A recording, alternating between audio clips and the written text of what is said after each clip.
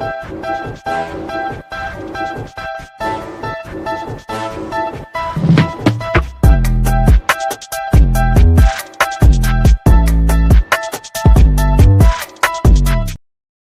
everybody. Welcome to a special edition of NLL Lacrosse Talk.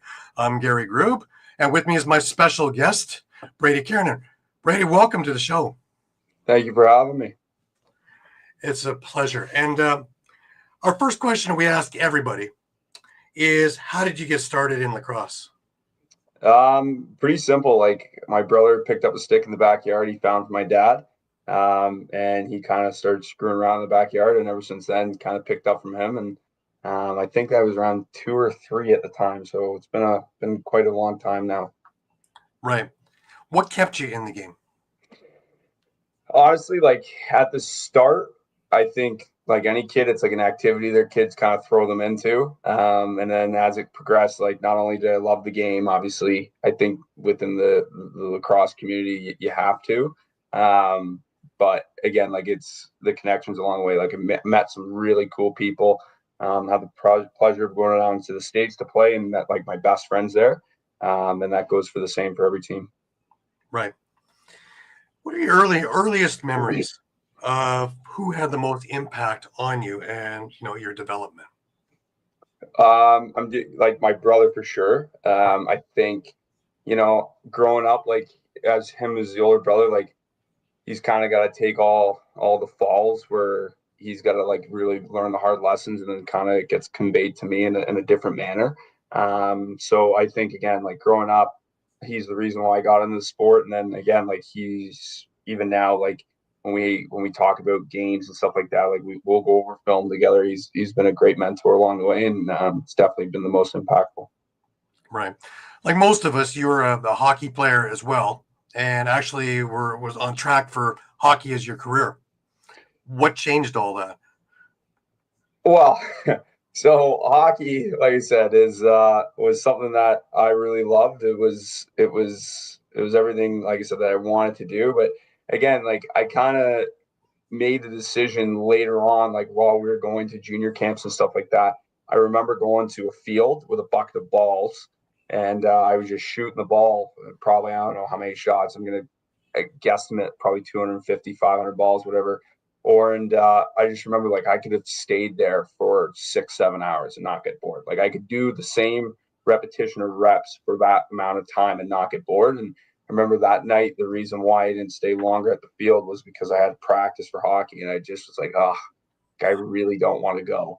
And it had nothing to do with playing or not loving the game. It was just one of those things where the hockey grind from a young age really gets to you. Like it again, like when you're playing AAA, like it's like a full-time job. Like you're on the ice, 5, 6, 7 times a week, and in between then you have your dry land training and got to be at the rink an hour and a half before and all this stuff. And there's so many eyes on you, especially once you start getting up to like, obviously your draft eligibility, and then you got to make your decisions about junior stuff like that.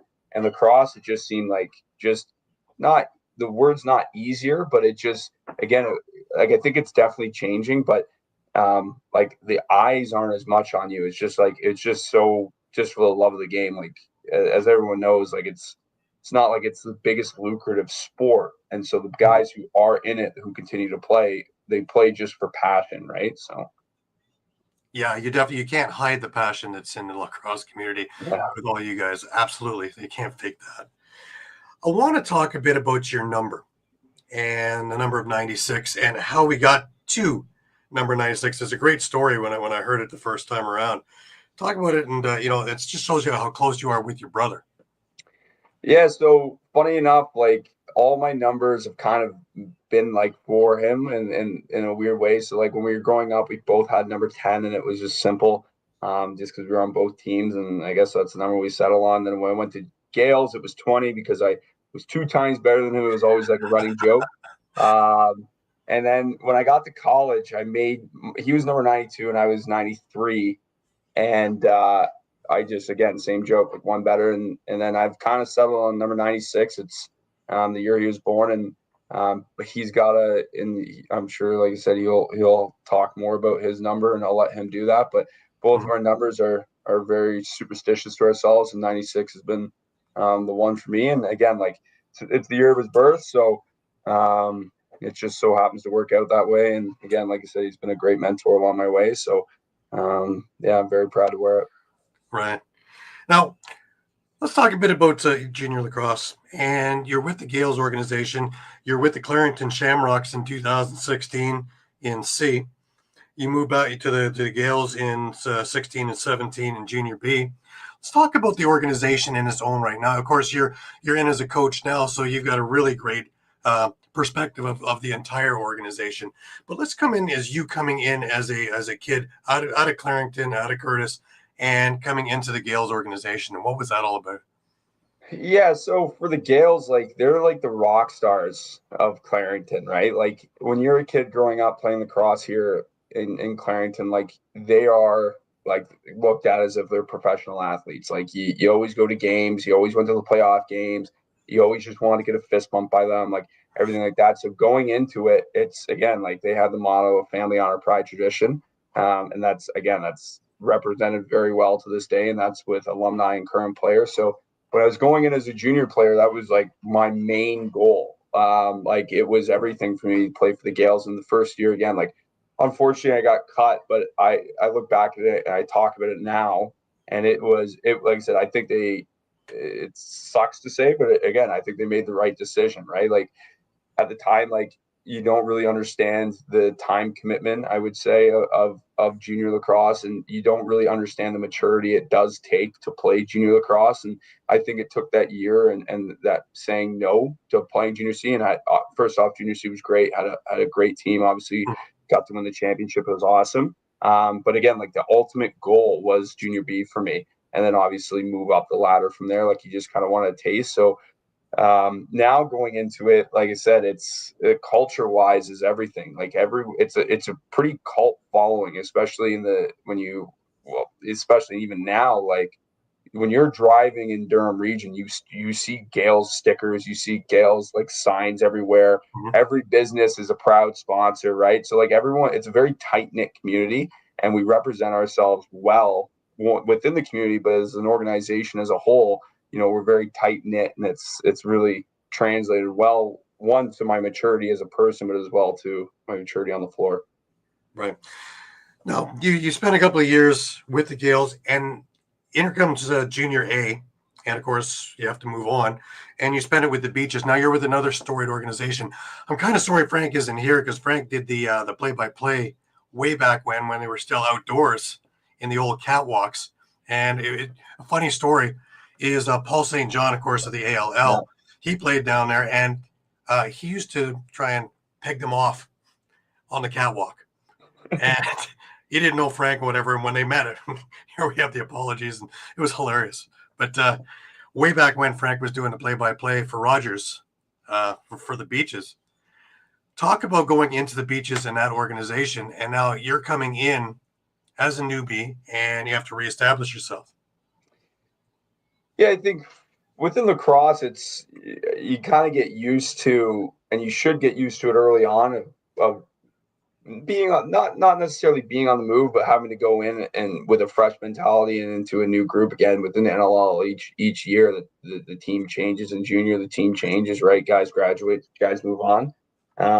With regards to the Beach, like Clem Durazio and Clarkey, they obviously were coaching there, and I got a call from Clem, and he said, "Hey, just come out and try out." And I said, "Okay." Like, so the try was in like December.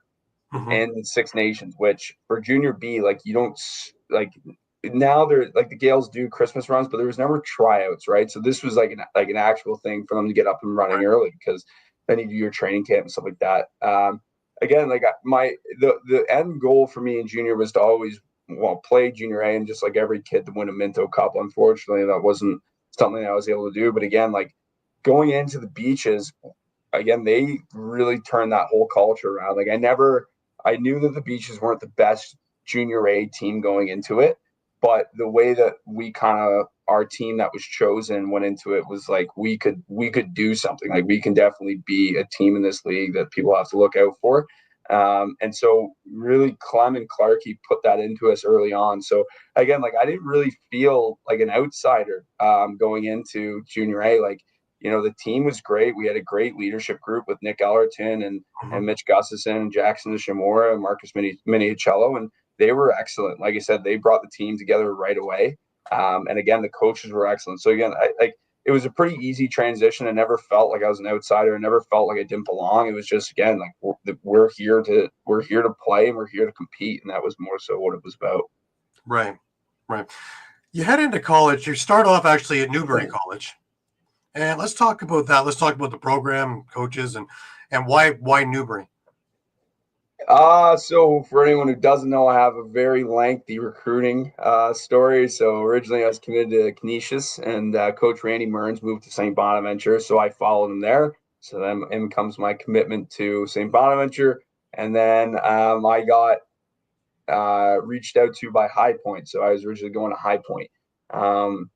Now looking back at it, I do, like I said, I didn't have the grades getting to High Point, and that was just, again, that's like a maturity thing. It just didn't really apply myself, and something I kicked myself in the ass about. But obviously, I'm grateful for everything that has happened in my career. But so I just remember like sitting like on my bed, and I was like I'm not going to college. Like I burned my opportunity. Like D1 was it, and then I got a text from Nick Cotter.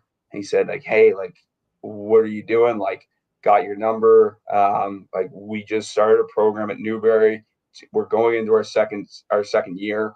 Like, hey, like, do you want to do this? And so I committed there, like sight unseen. I had no idea what was going on. I had didn't even know where it was. I'm like Googling Newbury, and nothing's coming up. Like there's nothing. I'm like, all right, like, well, I'm like looking on the map. I'm like, okay, well, it's close to USC, which in reality it's about a 45-minute drive. And so I just kind of got picked up. Luckily, like I said, he took a chance on me, and again, like it wasn't. My grades weren't the best, but I could get into school. I just didn't add my fifth English with the clearinghouse. So that's what got me for D1, but I was able to get into D2. And I went to Newbury, and like I remember getting dropped off there for my parents, and I just remember like how hot it was. Like I couldn't believe how hot it was. And I would say an hour and a half into it, saw a snake, which I didn't appreciate. Saw big spiders, which I didn't like, and then I saw cockroaches. I'm like, this is a wild place. And and it was the second year of the program, and Nick Carr, obviously, if you look at obviously the track record, Newbury has done a great thing, and it was just something that it just wasn't for me. I just, like I said, I had nothing to do with the group. I still talk to a lot of the guys now, and haven't spoken to Nick Cotter in a while, but again, I hope he's doing well, and it looks like obviously the program's in good hands. So I moved on from there.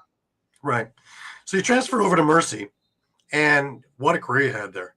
Two-time USILA All-American, first-team All-American in 2022.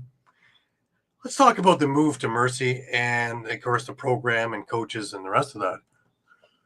So also Mercy was like another thing that like I went sight unseen. So when I left Newbury, I was like, all right, we're going D1. Here we go. Like this is the time. And that's like a big motivating factor for me. I was like, all right, we're gonna go D1. So I remember I was talking to Towson and a couple other schools, and kind of sent them like my transcripts, and they're like, hey, like you're eligible to play lacrosse, but like you have to sit out a year. So I was like, all right, well, if I go play D1, I'm gonna have to sit out a year for and wait to get my grades up above a 3.0, because you have to transfer above a 3.0, and I think I had like a 2.6 or something like that. Nothing to write home about, obviously. So like I just was kind of sitting there. I was like, all right, like we're back in this position. I'm not going to go to school. Here we go. And I get called from, actually, I was at a game, my very first time getting called up for the Redmond, for the Brooklyn Lacrosse Club. And I get called up, and I'm in the shower, and I get a tap on my shoulder, and it's Ryan McSpadden, who's now the head coach. And he's also a great friend of mine. And he taps me on the shoulder. He goes, what are you doing? I'm like, I don't know. And he's like, what about Mercy? I said, what the fuck is Mercy? So I go home and I get a call from Coach Jordan Levine, and so he calls me. He goes like, "Hey, like what are you doing? Like, here we go. Like you want to come here?" I said, "Sure." So I went with my mom. I got dropped off 2 days before classes started because that's when I committed. Get dropped off. Never seen the school. I like he set me up in a house. He set me up in this house. I'm like thinking, oh yeah, college house. Here we go. I'm with the men's soccer team, all of which are different nationalities. So two of them were from Germany. My roommate was from Sweden. One was from Colombia, Argentina, Venezuela, and the other one was from like the Bronx or no, Queens. Right. So it was just like I didn't know any of these guys. They're all great. Like they're all a bunch of beauties, but yeah, going to Mercy like to start, it was tough. Like it was again, I had no idea what was going on, and new team, like I said, new environment, completely different state compared to obviously South Carolina, different culture, different food, different art, like everything was different. And transitioning into there, like lacrosse wise, like they were just good to start. Like it was awesome getting to play that because again, I still talk to them.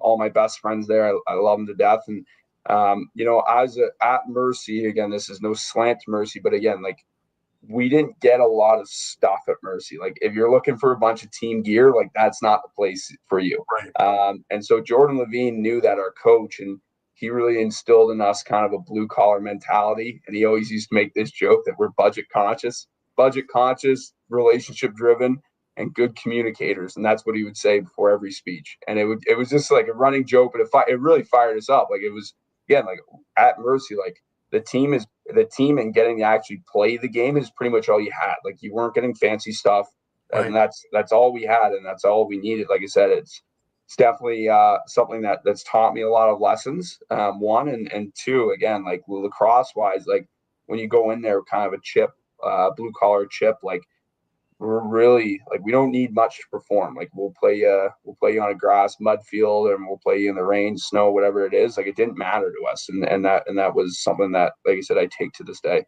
Right. Now, you had a lot of success there. The team did too. 3 straight ECC championships, NCAA appearance, first ever appearance in a national championship game. So you guys really did work well together.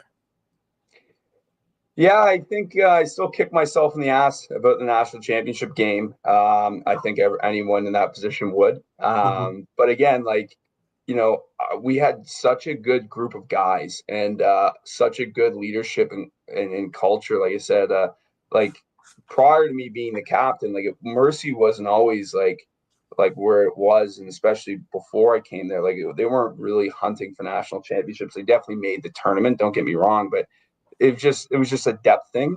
I think it was just like Coach Levine consistently building to get that roster. Like we had great players like my roommate Jack Kipnis was a long pole, great. Jack Gibbons was an All-American midfielder who was my roommate as well. Love him to death. Like I said, Dom Scourge was great. Like we had a lot of really good pieces. And the best part about Mercy, and it kind of worked in our favor, which is it is unfortunate for the guys who lost technically a year to COVID, and we came back and we got kicked out of the NCAA tournament because all of us got popped for COVID. Right.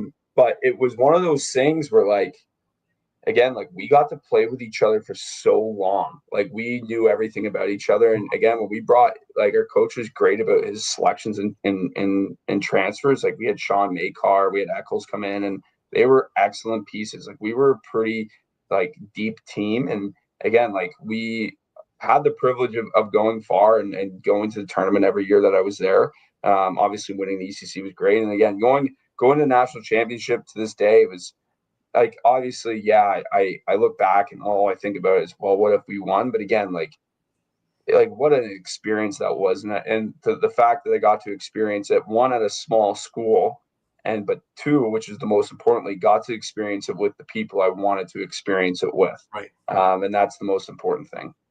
Absolutely. Now, you talked about COVID, and of course, when the world shut down, how did you keep yourself active, and how did the team keep active? Yeah, COVID was really weird. So we started off like doing these pods. So we had these like workout pods, and I came back from lockdown, going to be very blunt with you, didn't keep active at all. Like much like I was just playing Xbox with the boys, and that's all that we were doing, right? And which is also something. It's a maturity thing, right? Like you got to keep going, Right. especially if you want a long career. But it was just, again, it was like, well, nothing to do, might as well play Xbox. So when I got back to campus, we had to do these workout pods, and we had to wear like these, obviously the masks, but we had these like Under Armour masks that like you couldn't breathe out of, and they had like the air restrictor and stuff. And I remember like the first practice, like I show up, and like he asked us to be there in like full sweatsuits, and it was like it had to have been 100 degrees on the turf. And I remember just like going and doing one set of the ladder for foot ability or agility. Sorry, I remember just like seeing stars, and I'm like, oh, this is horrible. So like we did the pods, and then we were able to open up to some practices, and again, like we were practicing with masks on, and we were practicing like when we had to practice in like a field house, we would practice with like half the team would be on one half of the field, their team would be on that other half of the field, and very rarely did we cross over. The only time that we did do crossover stuff was like quick transition drills, because I think, again, love Jordy. Like, I think he was under the impression that if we kept moving, then the air would circulate and no one would get COVID.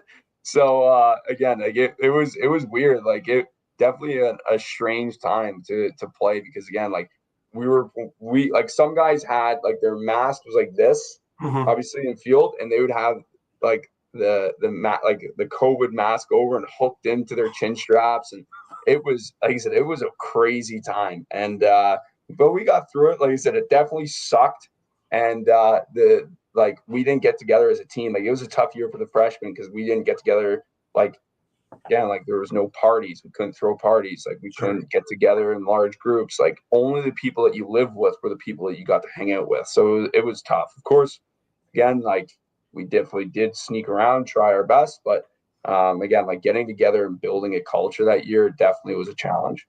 Right. All right, let's move on a little bit, Bert. We'll go into the NLL. You get drafted by Georgia, 20th overall in 2022. What was told you by Eddie Como or anybody from the organization when they first were going to draft you? So Georgia does their drafts a little bit uniquely. So you'll get a call when you're on their list. That's like, I don't know how many months out. It's probably 2 or 3 months out from the draft, from the owner and GM John Arlotta. Right. And he's got his own sort of way of drafting and picking up who he wants and the pieces on the team. So he called me and he was like, hey, like you're on our radar. And I just remember like playing that year of summer ball, like, all right, like I know I'm going to go somewhere where like what position in the draft is like obviously the golden question. Right. So I didn't really know where I was going. So when I was at the draft, I just remember seeing Georgia, like they drafted Dauber, which great pickup, and I love him to death. And I just remember then they traded their 11th pick, so to the 20th, and I was sitting there. I was like, "Ooh, okay, like I don't think I'm going. Like I'm not in the first round." And I just remember hearing my name for Georgia, and I was like, obviously super exciting, super late, like super relieving feeling. Yeah. And you know, I didn't have any conversations with Eddie beforehand. What I did have probably a week and a half later, though, was I was sitting on the couch and I got a call from an unknown number. And I was like, I answered the phone, like, hello. And he's like, hey. And I was on the phone. I was like, hey, who's this? He goes, Eddie Cuomo, like head coach this morning. I'm like, sit up. I'm like, hey, Coach Cuomo. Like, how's it going? I was like, hey, like, it's great to be whatever. He goes, like, yeah, all right. Like, hey, like, send me your email and like everything. And like, we got to get some stuff going. And then obviously you get added into the team chats and whatnot with that. But yeah, it was super like John Allotta is like he obviously does a great job with what he does. And like I said, that was pretty much the only kind of conversation I had. And then at the draft, I talked to who was it? It was no, I talked to Chai. So Chai came up to me and congratulated me, and that was great. Right. Now, the question I like to ask is your first training camp. Was it what you expected? No, it sucked. Like it sucked. So I had a horrible training camp because the first weekend, like like you come in and you're trying to gauge, like you can't really train for lacrosse. As silly as that sounds, like you can stay in shape and you can work out, but like that 30 seconds of like constant running on offense and then like doing all those drills, like they're very specific. So again, like you can be in shape and more prepared, obviously. But again, like it's like it takes a while to build up. But the swarm like went at it right away, and I would imagine most teams do. Mhm. But like I said, it was like pretty quick, like how fast everything was. I remember going to set a pick, and it was on Colsey, and I go and set a pick on him, lack of, because I remember I went up and he kind of spun around me, and I was sitting there like in a pick position, but when you're setting a pick with your stick, it looks like you're playing defense, right? So Right. he leaves, and now I'm just staring at my other teammate with the ball, and I'm like playing defense on him, but I'm on offense, and both D guys are behind me. I'm like, oh, okay, like this is going to be a learning gap. Like definitely is someone that you got to get used to the speed, and yeah, and then I like I said, it was tough because I got to play the first scrimmage, and then I pulled my what's it called, my hip. So I Right. pulled my hip and I could barely walk for the rest of training camp, and luckily they took a chance on me. So like I said, I shouldn't say it sucked. It was definitely just like I said, it was pretty intense. Like it was like I said, it was nothing that you're gonna expect. Mhm. But again, like I'm on the floor and I get a pass from Lyle Thompson. I'm like, this is pretty cool. Right. So Right. So that's what I wanted to hit now next is some of the great players that are there. You really had a chance to learn from, the Thompsons, the Brian Coles, all these guys there, and able to pick their brains. How beneficial was it to you to be able to have that at your fingertips? yeah, I think again, like I look back and I think I think I wish I definitely poked their brain a little bit more because again, like when you're on a team, like again with those players, like yeah, like you learn on the floor, but like if you're sitting at like a team function, you don't want to be talking to lacrosse, right? You want to get to know them. Hmm. But again, like on the floor, getting to watch what they do and when they do it is like it's so second nature to them that it kind of makes you like wonder like all right, like when am I going to do this kind of thing, like and that's the thing that sets them apart, right? And a great mentor of mine and obviously friend has been obviously Brian Cole, and Hmm. as well as Shane Jackson. They've been great. Like I said, I still talk to them to this day.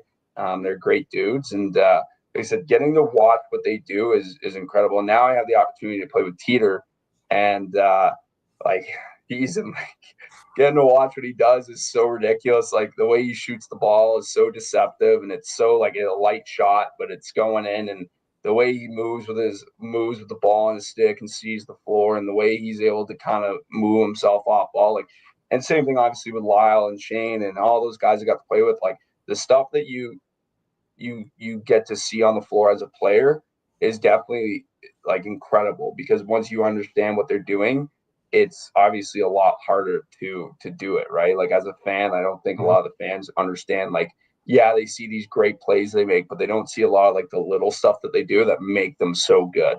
Right. But it's been awesome. Like I said, it was an awesome experience, right? Lacrosse has been great, especially for the right getting to learn and getting the opportunity to play with some really good players. Right.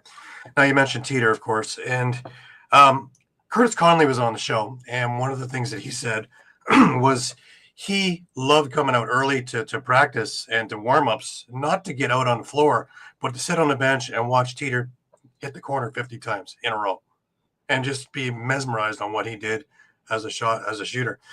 You're now with Ottawa. Talk about getting in there, and now you're working with Teet and all the rest of these guys. Yeah, so I think with Ottawa, especially the left side, like obviously you got right the best player in the world, and it's learning how to make. Again, he's going to be effective with whoever he plays with. He's that good, but Mhm. it's about learning about his tendencies and also obviously learning with the other guys. To speak more about like how he is again like the way he shoots the ball is so second nature. Like it's the same release. It can come out this exact same way at the same height, and it can go four different corners. Right. It's such an impressive thing, and he's been a great leader. Obviously, he's the captain of Ottawa. He was great. Obviously, helped me out quite a bit. And like I said, getting the chance to again whether I got in or not or played a whole bunch this year, like I would do it all again just to be able to watch him, right? Because again, like you learn so much. Again, he's the way he's so calm with the ball, the way he's so calm within an offense, it kind of Mhm. really makes you at ease, not only as a player, right, but as a teammate, right? When you get to watch, you're like obviously the best player, but again, your captain, be so calm at all times is really important. So it's been great. Right. When you didn't get a chance to have a training camp with Ottawa because you got picked up in the beginning of January, Yeah. was it difficult to get in there? Was Rich Lisk when he first got a hold of you? What was told to you, and what was where you're going to fit in? Yeah, well, again, like it's when I got the call, I unfortunately got dropped from Georgia, and just like I said, just be very candid about that. And obviously, no bad blood, nothing like that. It's Mhm. business, right? Again, and when I got the call from Rich, I was elated because again, like I was it's one thing to be in the league, right? But once you're out of it, it's really hard to get back in. So it's one of Right. those things where it's like Christ, like, am I even going to have a chance again? And so when I got the call, I was excited. And again, he just wanted me to come in there and play my game and learn with the guys and mature as a player.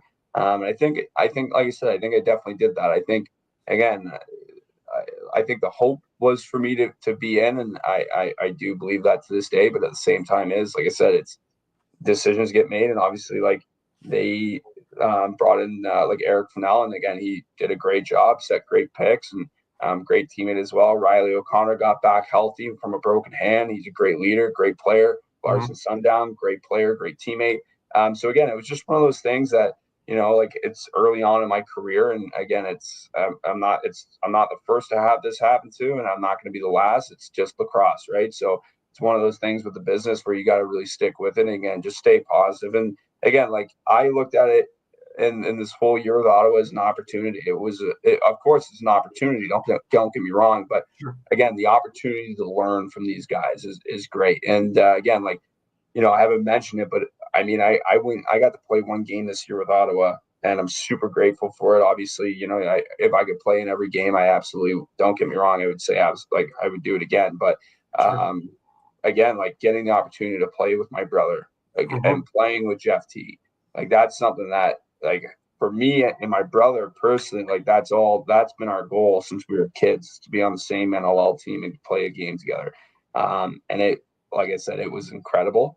And like I said, my goal is to be in the league for a long time and to keep getting better. And that's all, and keep being a positive teammate. And that's all it's really been about. So look forward to obviously this coming year and what's to come. Right. Let's talk a little bit more about that and your brother being on the team as well. And when you joined on, it must have been just an elation at the household that well, number one, we're only cheering for one team now, but number two, you never really had the sibling rivalry. You're more looking out for one another, and now you're there, and he's has the ability to look out for you a little bit more and kind of have your back no matter what.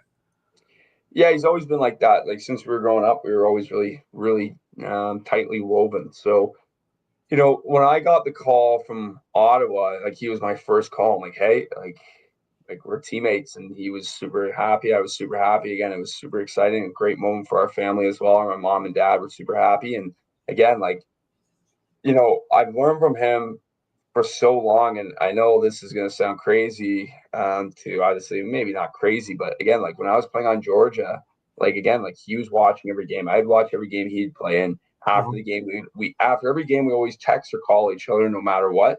And so like after Georgia games, like he was calling me, he was like, "Hey, like what were you seeing out there? Like I think you could have done this better," and stuff like that, right? So now that you get the opportunity, obviously do it in person with him, Yeah. it is great. And again, like he's been a great mentor my whole life. And it, with Ottawa as well, like right when I got on, like they're obviously like you got to get up to speed. Like they got like there's plays that you have to know, there's sets that you have to know, there's formations you have to know tendencies of players. So I remember like the day after I got signed, like we were on like an hour Zoom call, and he was going over plays and our sets and stuff like that. He goes, when this happens, you got to do this. So yeah, it's been great. Like I said, he's been an excellent mentor, and again, like I wouldn't trade anything to play with him for the world. So. Right. Now, you have a unique responsibility too, being on the practice squad, and that is that you have to be more than ready at the drop of a hat. Somebody goes down in practice, somebody goes down in warm ups. you got to be ready to get in there. So you have to be mentally tough, maybe even more mentally tough than if you're in the lineup. How do you deal with that? So I think when it comes to practice roster and especially guys getting scratched, I think they're roughly in the same ballpark. The only difference is that obviously you get to travel as a team. But I think when you're in that position, it's so easy to get negative, right? It's so easy to overthink your position on the team. And it's so easy to nitpick how you play. It's so easy to nitpick, everything that goes on. And I think again, like you just got to be a positive guy, right? Like you got to, if you're going out there every day with the mindset that you're going to do something to help the team, whether it's in practice, whether it's sending, a congratulations to the team on the win, whether it's you're going there and getting scratched, like doing anything to be positive. And again, like you are a part of the team. Like you got to remember that like things take time, right? So for me, like it was never anything that was like it never really like bothered me too much. Like I said, I had a great support system. Obviously, my brothers on the team. The team was great. The coaches were very forthcoming. Were excellent. Were excellent communicators. Like I said, the team was. Like I said, like Luke Magnan like sent me like a nice text after practice, and I remember like that meant like a lot, right? Like it's just like the little stuff. So again, you just got to be positive. You got to help the team, and again, whether you're helping the team on the floor, like physically in the game or at practice, like everyone's there for a common goal, and that's for obviously to win games and to be better as a group. Right. Now, during your off time from them, you went with the ALL, and I'm the media guy there, so I know the league very well. Talk about the importance of that league for guys who are on practice squads, for guys who are trying to make it. And I always love it is that with the same rules, with the NLL style coaching, that it teaches a lot of the guys how to become pros and stay pros. Am I far off? Yeah, I think like with the ALL, it's obviously a great feeder system. I think again, like there's no such thing as having bad lacrosse, right? Any lacrosse is good lacrosse. So I think for that to be in place is obviously is a great opportunity. One for guys who are aspiring for the NLL, but two for guys who just want to play, right? It's very important. I also think that the ALL, right, should get a little bit more recognition in the sense that right? Like it's definitely a players' league. Like the players are in there and they're just playing for the love of it and playing to keep their stick in their hand. And I think when you're in the ALL, especially and you're in the feeder system of the NLL, like you gotta prepare as if like it's an NLL game. And I know it's not the same, and I understand that. But again, like you gotta make sure that you're out there and you're working your bag off. You gotta make sure that you're getting good tendencies. So again, like with the ALL, it's a great opportunity to really work on the things that, especially as a practice roster, like you got stuff to work on, right? So you might as well be working on it and playing some hard nosed lacrosse with some guys who want to play, right? So I think that it serves an excellent, it does an excellent job of playing the role that it serves to obviously the NLL. And again, I hope that it just keeps growing. Like I look actually about the ALL West, and it's like I look at the ALL West and and the ALL East. Like I think hopefully one day it's going to be where the ALL East and the ALL West crosses over somehow and plays each other. But again, I would just love to see it grow because I think there's a lot of lacrosse players that again the NLL is a small league unfortunately, and there's only so many roster spots. And again, it's something that you gotta keep getting the opportunity and you got to keep working at playing the game if you want to keep playing it, right? Obviously, like there's so much talent out there. There's so many guys who want the opportunity. So I think it's important to just stick with it. And the ALL is great for that. Right. It's funny you talk about the the crossover between the West and the East.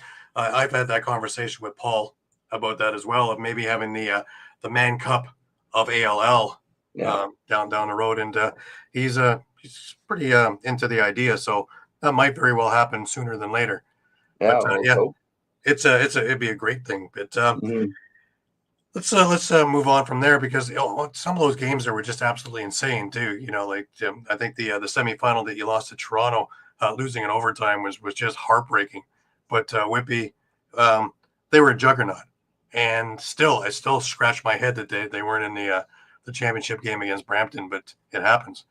Yeah, like I said, it's one of those games where, like you said, it goes one or the other way, and like I said, that's what overtime's for. And obviously, hats off to Toronto and I think Brampton won it, right? Brampton won it, yeah. Brampton beat Toronto, and again, like you got guys there, especially for the playoff game. Like they got NLL caliber dudes out there who just want to play lacrosse, and it's again like it's like I said, it gets up there, especially in the playoffs. Like the lacrosse level definitely elevates. So again, it's just one of those things where right, one team's got to score and one team doesn't. So Right.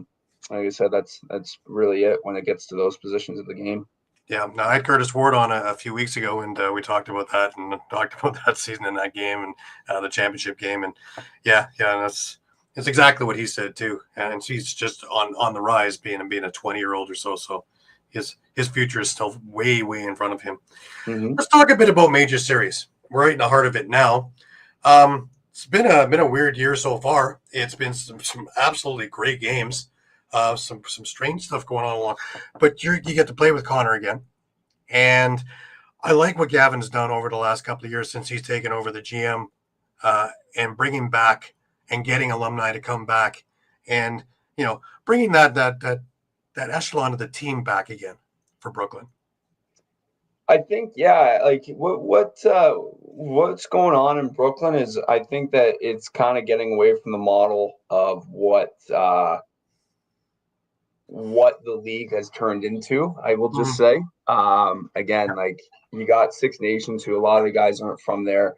Excellent lacrosse team. No one, I don't think, on planet Earth will say any different. You have Peterborough, who again, they bring guys in. They also have a lot of homegrown talent. I think for Brooklyn, like it's like I said, it's draft picks and local guys, really, right? Mm-hmm. Like that's what I think is really trying to be brought back is one, the pride of it, because again, for people who don't know, is the BLC like huge in the Durham region at one point, right? And I think over the years it's kind of gotten away from it. I think Predator's trying to bring back that sort of sense of pride within the group. And like we got a good group. We got a group that's played together for a little bit now, right? We got a good tight knit group. Like it's not one of those things where you show up in the locker room and you don't really know the guys you're playing with. Like all of us are cracking jokes and we're trying to find time that we can get together and all that stuff. And like I said, it's one of those things where you just got to keep with it. Like I said, obviously there's a lot of good teams in the league and two really heavyweights in the league that are phenomenal lacrosse teams. Like awesome to play against because they're so difficult to play against. And I think as a competitor, that's what you're looking for. And again, like Coburg is on the rise. Brampton's doing well, right? Obviously, we added Owen Sound and then Oakville. Oakville, I think, is in a rebuild, but again, they're going to be okay. Like they're a good organization. I think again, like for Brooklyn, it's just kind of keeping with it and being who we are, and that's being obviously true to one where we're from and sticking with who's in the organization. Sure. No, with such a great NCAA career, had you ever thought about jumping over to PLL like a lot of the guys have done? Yeah, I mean, certainly not against it. I think for me though, I don't know. Like, I think for me, I need to get established, and just from lacrosse now, I don't think I'm established within the NLL. And again, like I've had the opportunity to play games, I've had the opportunity to be on rosters, and it's great. And again, it's excellent opportunities to continuously get better and having the opportunity to be good teammate with some really great people. But again, like with the PLL, I think as well, like you just got to establish yourself prior to it. And I think a lot of the PLL has to do with the branding. And again, I had a great career at Mercy, and I love everything that happened there. But again, like there's a lot of really good players, and the PLL's in a very similar situation to what sort of the NLL is. Only the NLL has more teams, right? The PLL has a lot less teams, and I think their rosters, I think, are around 21, if I'm not mistaken. And again, they have a big player pool, and there's so much talent out there. If I had the opportunity, absolutely, I would want to play. It's definitely crossed my mind. But again, it's just one of those things where if I get the call, absolutely, we're going. But unfortunately, to this day, it hasn't occurred yet. And again, that's just is what it is. And I think once you're established in the NLL, and again, that's my biggest priority. And I'm not going to say no, but again, at the same time, his priority for me is being established as an NLL player, and that's first and foremost. And we'll see what goes on in the future, but yeah. Let's talk a bit about the Rubeski tournament. We both just got back from there not long ago. First of all, your thoughts on the tournament itself. What was the big standout for you? How many people were there? Like I was like, so I just like when I came back, I was like, listen, like there's a rink, a lacrosse rink in a town, like a small town that's in the middle of a neighborhood. Like there's houses everywhere. Yep. Like it's in the middle of the neighborhood. Like you'd think it's like a complex or whatever. It's not. It's a rink with a building, and there's people walking their dogs. There's schools walking around. Like Yep. it's insane. And then you show up and you walk into this place, and there's like thousands of people, and there's thousands of people who aren't from Canada or the United States, right? And I think that was a really cool thing for me to see. Is again, like I did a sweater swap with someone from like the Polish national team. Mm-hmm. And I look at it and it's like I pull the sweater, I'm looking at it and it's got a logo and none of it's in English. Right. And I think that it was a cool thing. Like I said, I kept saying, and I know I said it to you when I was there, but I'm like, we are literally in Europe right now in a place I've never heard about, Yep. and in a country I would never think to go there as a tourist, which Right. beautiful country, might I add. Like it's nothing against, but like when you think tourists, Mm-hmm. like Italy, blah blah blah, right? And so I'm there, and I'm like, we just got to play against people like Team Finland, like that's who we played against. Like, what a crazy cool experience that was. And so I think it's just really cool to see how far lacrosse is coming. Obviously, it's the tournaments for a great cause, and it's again like I didn't know what lacrosse was even going to be. Like I showed up and I was like, all right, well, maybe it's like, like a fun tournament, like stuff like that. And I show up and I get whacked in the first period. I'm like, what is going on? Like, all right, like we're going. All right. Like it's actual, like, we're going to take this, like, really seriously. And I know that sounds really naive, but it's true. Like it's such a cool place and such a cool, spot. And it's such a great story that I get to say that I was a part of it. Right. Right. How about the weather? Yeah, that was So I actually was talking to one of the guys at the Gales, and I'm like, out of curiosity, like he works in insurance, Nolan Ruddy, and I said Mm-hmm. to him, I said, it's raining, it's on a turf field, the games are still going, rain or shine, and I said, what do you think the liability insurance of this place? Like, what do you think it is? And it was kind of a running joke because again, like you would go the one game we played against the Res Dogs, I believe they were called, and you went to scoop a ball up and you could see the water going into your stick.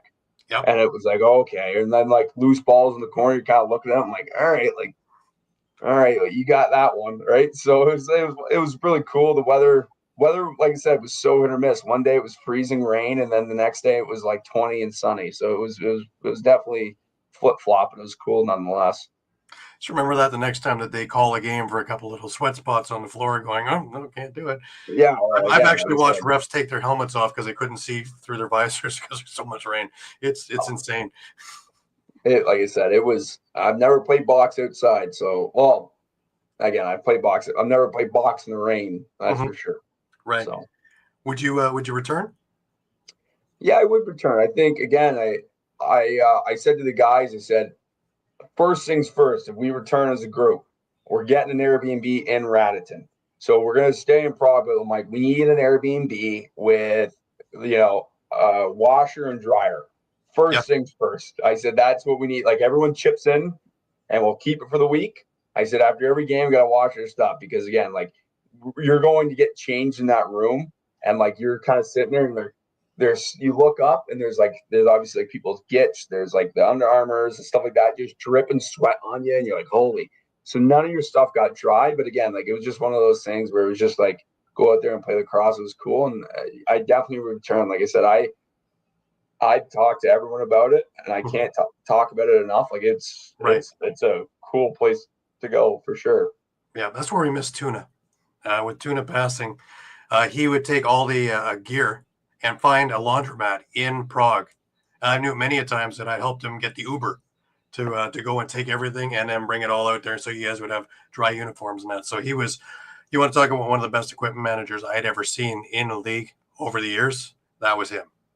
So shout out. I've heard plenty about him while I was over there, and obviously obviously he'll be missed by not only our organization, but everyone else who's come across him. And again, like I said, I've heard everything I got told about, especially from Bergie. Bergie was like, Tuna was like the real deal. Yep. And yeah, no, it's everyone I talk to, he's surely missed. So absolutely. Let's talk about coaching. How did you get involved in coaching? Like you weren't busy enough already. So in school, I really fell in love with coaching. So there's a program called 845, and shout out to Mikey Shea. I love him. He's an absolute beauty. He started a box program in Pearl River, New York, which is across the Tappan Zee Bridge from my school. And he kind of started this thing, and he's like, hey, like, he kind of knew I played box. He was like, you want to come help out? And I said, yeah, absolutely. So me and another buddy on our team, and we go there, and we kind of got there at the ground level, and really built it up with him. And obviously he did a lot more work than us. Like I wish I could convey how much work that guy does. Like he was so passionate about lacrosse, and he was day in, day out, constantly working on that brand, and had the opportunity to do that for 2 years of my college career, and then went home. And then I got to coach Queens lacrosse. My brother gave me a call, and he said, hey, like, our D coach is actually going away. And I said, well, I don't know if you know this, but I ain't played D. And he said, well, you're going to have to figure it out. He goes, because again, like, we need a coach and there's no one else that can do it. And I said, okay. So I remember going in there to Queens and watching all the D film and doing D stuff and texting my buddies from school. I'm like, what the hell's going on? And I have a very well-rounded, mindset about it now. And I humbly say, I think I know quite a bit, and I definitely had to go through, the ups and downs of figuring it out. But again, that's just the way it goes. And again, very privileged to coach the Queens guys. Love them. Obviously, we got the chance to go to Gataway and lost in the finals, and that was awesome. And then obviously going to so how I got into Gaels is Shammy actually coached Matt Chamois coached sort of refed our game against at Queens against Ottawa, and he was like, hey, like, what do you think about the Gaels? And I said, I go, well, if you need me, give me a call. And I got a text from him. He goes, like, were you serious? And I said, yeah, absolutely. Like, coaching the Gaels, like, what are we talking about? Absolutely. I love to coach the Gaels. Right. And got on the call, and now I'm the Gaels coach. And again, like, just coaching in general for me is awesome. I think lacrosse has done a really good job of keeping a lot of in-house people who play lacrosse coaching lacrosse. When I was growing up, it wasn't always like that, right? Like the parent was coaching, and again, they did a great job, and that's just what they had to do. But nowadays, it's a lot of the time it's ex players, it's current players, it's players coming up through the ranks coaching, and giving back to the game, right? That's been the goal of lacrosse. So absolutely love coaching. Wouldn't change anything that I would love. I would give everything up right now to go coach a college team. Like, it's awesome. Mm-hmm. Like getting that opportunity to literally, your job is to coach players and mentor them and help them out. It's second to none. Right. What do you think is easier to coach, field or box? Now that I know, like a lot of the D side of the ball, in field lacrosse, I would say field, and I think O side is easier too. Like I said, it's there's a lot of hot goalies in field lacrosse, and obviously your shooting has to be pinpoint. Don't get me wrong, but again, like, bigger net, there's a lot more chance for squeakers to go in. Like, good teams get beat because of good shooting, right? And like on the D side of the ball, it's a lot of the time it's just organization, right? So it's making sure that your slides are in place when you get beat on ball or anything like that. So it's a big communication and organization. It's almost like chess, right? And I think box cross is like a boxing match, right? It goes one of two ways. So I think box across is a little bit more volatile. You don't know what could happen. Obviously, we just played a game yesterday, and again, hats off to Newmarket, and we tied them. And again, that's something where it's like the ball just would not go in the net. Their goalie played phenomenal. We got all of our looks, but the ball just wouldn't go in. It was just one of those games where that you can't really predict that. And as a coach, it's frustrating because you're looking at stuff and it's like, well, we're getting everything we want, right? And this ball's not going in. But and field lacrosse, right, where you get an open look, more oftentimes than not, like it will go in, right? The net has so much more surface area. So Right. I think field lacrosse is a little bit easier to coach. But box lacrosse is definitely a little bit more fun. Like I said, it's up and down, it's fast paced. So Right. Do you think expansion is on the horizon? I know we just lost Panther City, but that was to logistics. There are so many guys like yourself that they're deserving of being in the NLL full time. Do you think that it's about time that they should be looking at increasing? I figure by 2 teams. Again, I think I'm going to speak for everyone here. I hope so. But at the same time, I think the NLL and lacrosse, and I say this a lot, but like it really is in the best place it has been. I know there's a lot of stuff that happens with teams getting colder, but again, like that's just been something that has been lacrosse, right? Like you got to find the markets, and I think the NLL right now is doing it the smart way, where they're really trying to probe where they're going to go next. So I do think, yes, they do the NLL unboxing, and they do a lot of marketing, and they help out the kids, and they do a lot of clinics, and they're just really trying to build it. And so again, I hope so. I know? Absolutely not. Like I said, something I would like to see. I think that it will be coming in the next 1 to 3 years. I'm going to guess, just Right. because of how much traction they've had, not only on social media, but as well building the games in these areas. Like I got to watch my brother play in when the New York Riptide were around in Montreal against Yeah. Toronto, and it was rocking. Like it was awesome. Now again, like that went a ton of marketing went into that day. Would it be like that day in and day out? Who knows, right? So there's Right. a lot of stuff that are involved with it. That's a really long-winded answer to your question, and short answer is I hope so. Right. Sure. Do you think the NLL is missing the boat by not reinstating an All-Star game? Now, I realize that it looks like maybe one of those basketball games where it's like 500 points because nobody's going to check anybody. But I thought about it a little bit of a twist and see if I'm on board here. Is you get the champion, hence the Bandits this year, going against the All Stars of the league. There's something in it for them, and there's something in it for every All Star in the league. So the game all of a sudden has more meaning. You have ESPN and TSN to showcase the greatest players on the face of the earth playing, so it'll get new eyes on their game if it's on linear TV. And with the skills competition, the PLL has capitalized huge on it and marketed it well. With that same marketing, I think that this could be a winner. What do you think? So I have a weird thing about All-Star games, because I think everyone does, where the guys need a break. Mm-hmm. That's, as a player, like it is a grind. Sure. Like I said, I think the NLL has gone away from the All-Star game, and I don't disagree. Like I said, it's such a condensed season to begin with. I think guys' bodies need a rest, and again, like the NHL doesn't. They play 82 games a season, and I think that's crazy. Same thing with football. Like it's what a physical sport. And uh, funny enough, the way you said that and framed it. So I think about All-Star game, and I thought about it watching the world games. Was you have the world All-Stars play against the world champion.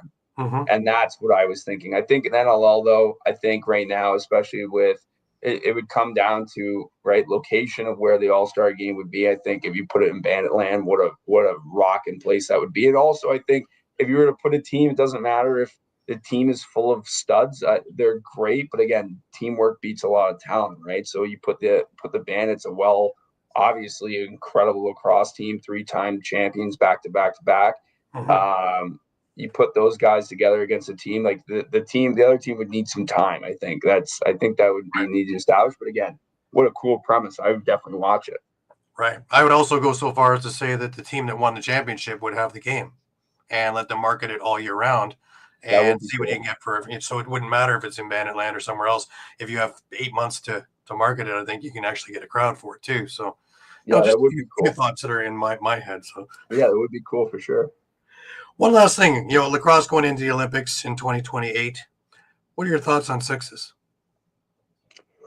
Ooh, I hate sixes. But at the same time, I hate sixes for the simple fact of I just love box lacrosse and I love field lacrosse. Right. I love them both, like separately, of course, but I love them the way they are, like growing up and getting to play the two. And I think now the way I shouldn't say I hate sixes, the way I look at sixes, it just looks strange to me. I think as well, like a lot of guys don't like the face off, and I personally like the face off. I think it's a specialized position, just Right. like a kicker in football is, right? It's a specialized position that nobody else can do. If you put an average guy in there against, Jake Naso or Trevor Baptiste, like you put, skilled guys against them, they're still going to lose for the most part, right? It's a skilled position.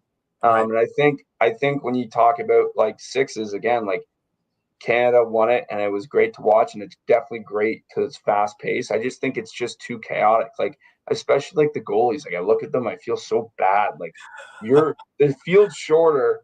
You see 3 times as more shots from closer range, and they're still not wearing equipment. Like, it's Right. just, I don't know. Like I said, but there's definitely, like I said, I watched the PLL sixes, and that game against the Atlas and the Cannons, and that was like an awesome game to watch. I watched the Sixes Worlds; it was great to watch. I don't know, like if I, I, I think though, if I want to see the lacrosse in the Olympics, I would have really liked to have seen just like field lacrosse or Right. box lacrosse. I think it's just more so just because I've grown up like that. But again, like Sure. I could be wrong. I just haven't had the chance to play, and I just as a spectator and someone who has played lacrosse all his life, I think it's important.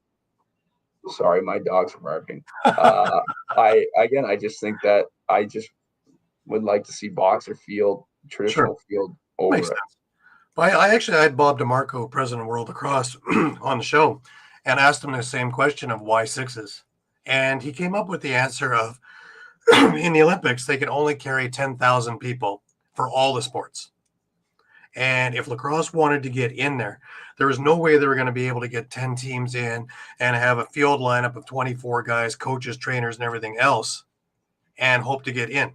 So they had to modify kind of like rugby did with rugby sevens to a sixes idea, and as well to have places like African nations and things like that where hockey rinks aren't available Mm-hmm. readily, and if there are, there are very few of them. Yeah. That they could still do it on a field. They just make it a smaller field and kind of do a mixture of the two to try and get it in. Again, once we get eyes on it, then we can train and then we can show tradition. But it's to get 280 more countries to see it and then watch it go from floor 4 or 5 where it's now to the top floor, I think. Yeah, I didn't actually. First off, I'm just gonna say, like, I didn't know any of that, especially about the cap of the people at the actual Olympics, and it definitely makes sense, especially the accessibility of the facilities themselves when it comes to lacrosse. And lacrosse is an expensive sport to begin with, so I definitely understand why. And you definitely made a good point, and I think you definitely proved me wrong as well. Like, again, like look, I said it earlier in the podcast about the ALL, and I'll say it about this, like any lacrosse is good lacrosse, right? Yeah. Like the more we have exposure, the more the game gets to grow. So again, you definitely changed my mindset of it. I didn't really think of it like that before. Again, I was more so thinking about it in terms of like, just one way or the other. And Right. I definitely, again, like it's going to be incredible to watch. Like, when are we ever, like, we've been waiting our whole lives for this to be in the Olympics, right? It's been something that we've been asking for a long time, and to be quite honest with you, I think it should have happened a long time ago. But at the same time, I think it's also happening at the perfect time, because I think lacrosse is definitely growing in popularity. Especially like social media has been a great driver of that, and I can't imagine that the Olympics it's not going to continue to grow. And again, like, we just came back, both me and you and a ton of other players, from playing a tournament in Prague with Mm-hmm. thousands of people at a sold out venue, right? So again, like, it's definitely makes sense, especially with the sixes. And again, I first off, I'm excited to see it, and you definitely have changed my mindset on them. I appreciate it. So, what's up for Brady through the summer and getting into the fall and training camps coming up the road? Yeah, so I kind of got a kind of crazy life. Like I said, I work 5 days a week. I play Brooklyn. I go and coach the Gales, both in practice and obviously games, and then I have to worry about my own training as well. And that also juggling social life, right? Like, it's kind of one of those sacrifices you got to make. You can't do everything. But yeah, that's my life. Like I said, like this week, I on Monday went right from the office to Gales practice, got home at 11. Tuesday, went and played a game, got home at 12:30. Wednesday, went and played a game, got home at 11. Thursday, went and coached the game, got home at 11. And today, like I said, I just get home. So it's one of those things where like you just kind of keep going. Like you can't have everything. And I would, like I said, I said this yesterday. I'm like, I wouldn't want anything else. Like, I just love this game so much, and I'm very privileged that it's in my life. Right. Well, I want to thank you for taking the time in such a busy schedule of yours to take an hour out for me and for the show. I really appreciate it. I appreciate you having me on. Like I said, I'm sure I'm gonna hear some things about from my brother and stuff like that. Maybe I had some slip ups or whatever it is like that. So again, super great to talk to you and to be on the show, and obviously in Prague again. Like what an awesome time that was, and getting to meet you was a privilege, and also the best time in Prague. Obviously, aside from the lacrosse, was obviously at Bert's there, right? So getting to sing with the team and getting you going too was awesome. And like I said, thank you for having me on, and appreciate it. Awesome. That's it for this week. I want to thank again Brady Kearnan for taking the time to being with us.